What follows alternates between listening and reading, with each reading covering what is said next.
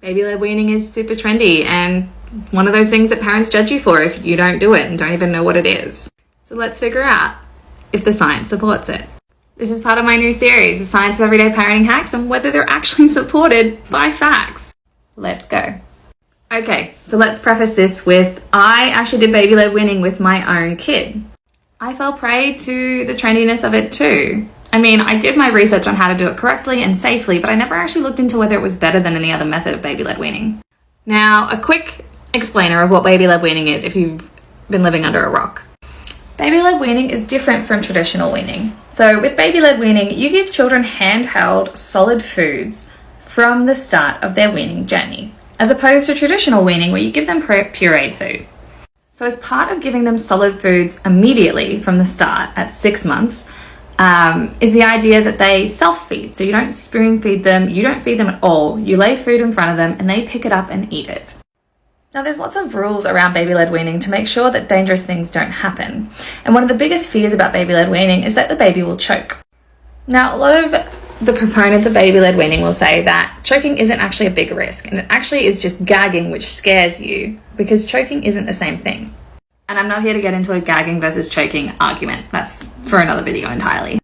But for the most part, baby-led weaning doesn't appear to lead to any more choking risk than typical weaning. So let's move on from that.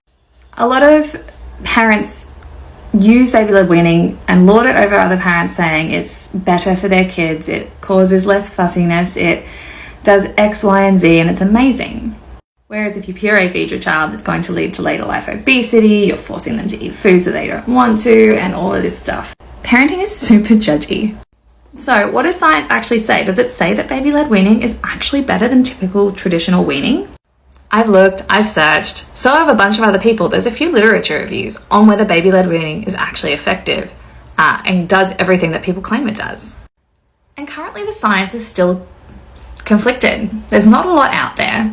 We need way more science and way better science before we can conclusively say that one method of weaning is better than any other. We do know, however, that there are essential tenets associated with baby-led weaning, which are associated with better health outcomes for children.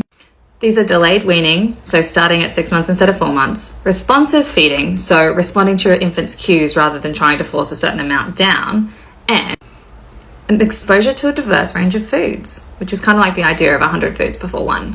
These are all shown to lead to healthy relationships with food in later life, especially the one that has to do with responsive feeding, which is responding to your baby's cues and letting them learn when they're full.